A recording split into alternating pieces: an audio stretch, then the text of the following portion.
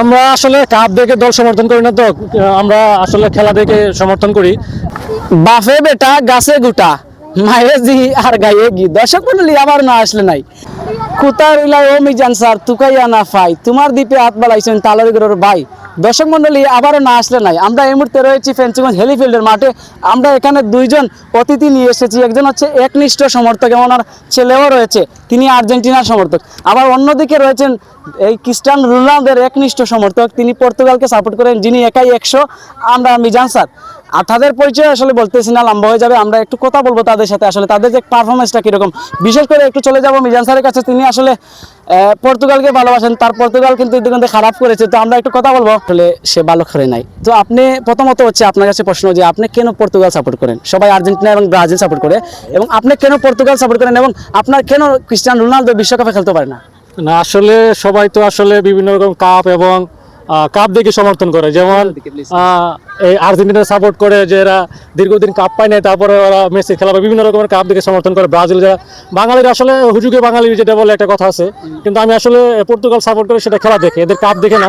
এদের যে পারফরমেন্স বা বিভিন্ন রকমের বিশেষ করে পরিশ্রম ক্রিস্টিয়ানো রোনালদো কিন্তু গড গিফটেড কোন খেলোয়াড় না, কিন্তু পরিশ্রমের মাধ্যমে তিনি এত দূরে আসছেন এবং বিশ্বের সবচেয়ে বেশি গোলস করা হলো পর্তুগালের ক্রিস্টিয়ানো রোনালদো। এই জন্য আর কি ক্রিস্টিয়ানো রোনালদো সাপোর্ট করে। তিনি একটা তাহলে কেন বিশ্বকাপ নিতে পারে না? কেন বিশ্বকাপ নিতে? আসলে ফুটবল কিন্তু একক কারো খেলা না, এটা হলো 11 জনের সম্মিলিত একটা প্রচেষ্টা। সবাই যদি শুধু একজনের উপর নির্ভর করে তাহলে কিন্তু খেলা হয় না। আমরা দেখেছি যে মেসি কিন্তু ইতিমধ্যে বিশ্বকাপ তো নিয়েছে, সে বুড়া হয়ে যাচ্ছে, তারপরে বিশ্বকাপ নিয়েছে। কেন ক্রিস্টিয়ানো রোনালদো এটা বিশ্বকাপ নিতে পারে না? এবং আপনার জায়গা থেকে কি মনে করেন আগামীতে কোনো চাওয়া আছে? কিন্তু আইবাই তো শুনেছি ক্রিস্টিয়ানো রোনালদো নাকি লাস্ট বিশ্বকাপ না, এখনো দিন কিন্তু ফুরিয়ে যায়নি, মাত্র একটা ম্যাচ ড্র হয়েছে, আগামীতে 2টা ম্যাচ আছে। তারা আসলে ভালো করবে আশা করি। ক্রিস্টিয়ানো রোনালদো না পর্তুগাল টিম আশা করি ভালো করবে, এবং মার্কেট প্রাইসে কিন্তু পর্তুগাল টিম সব থেকে বেশি আর কি।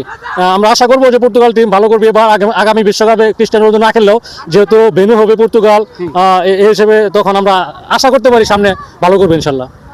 ধন্যবাদ আমার মিজান স্যারকে। এই মুহূর্তে আমরা আরেকটি কথা বলবো, আমাদের আরেকজন একনিষ্ঠ সমর্থক, যিনি আসলে আর্জেন্টিনার প্রেমে হাবুডুবু কাচ্ছেন। আমরা আসলে বেটা গাছে গুটা মায়ে জি আর গায়ে গি। দর্শক মন্ডলী আবার না আসলে নাই।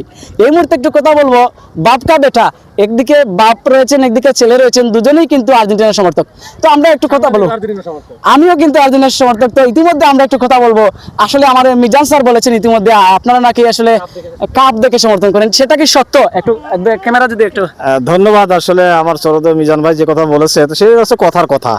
কারণ ভালোবাসা তো আসলে কথা দিয়ে হয় না, ভালোবাসায় মন থেকে। তো যাই হোক, মিজান ভাই যেটা বলেছে সে তার ভালোবাসার কথা বলেছে, উনি যেটা ভালোবাসে উনি সেটা বলছে।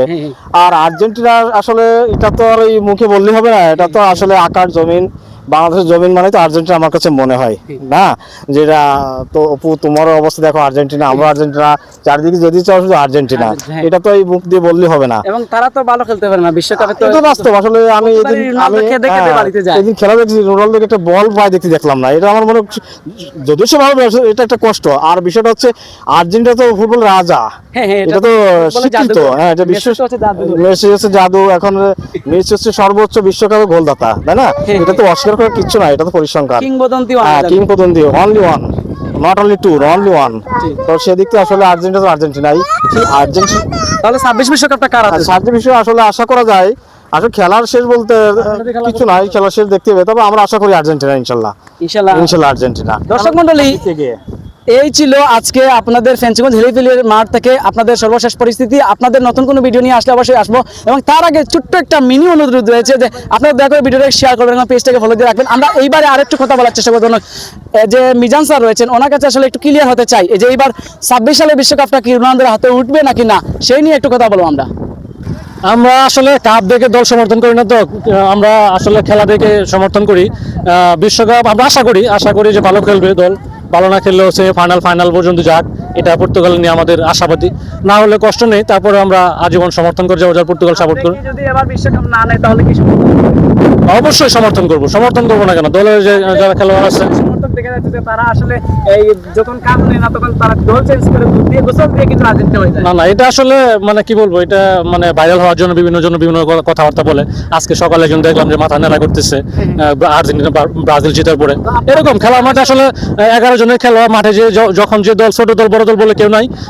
কেপ ভার্দে তো স্পেনের সাথে মানে ড্র করলো, সে ওরকম মানে আসলে খেলার মাঠে যখন যে পারফরমেন্স করবে তখন সে ভালো করবে আর কি। এটা আসলে 11 জনের টিম গেম আর কি। তাহলে আপনার যে যারা সমর্থক রয়েছে তাদের মধ্যে আপনার আত্মবিশ্বাস আছে যে তারা কখনো দল সমর্থক মানে চেঞ্জ করবে না? না, দল সমর্থন করে না, তবে শুধু যে যেহেতু ফুটবল খেলা একটা দলকে সাপোর্ট তো অনেকে করে না। খেলার মাঠে যখন আমরা খেলা দেখি তখন বিভিন্ন দলকে ভালো লাগে, যখন সেই দলকে আমরা সাপোর্ট করি যখন যে আসে। কিন্তু আন্তরিকভাবে চাই যে পর্তুগাল ভালো খেলুক এবং ভালো রেজাল্ট করুক আর কি সামনে।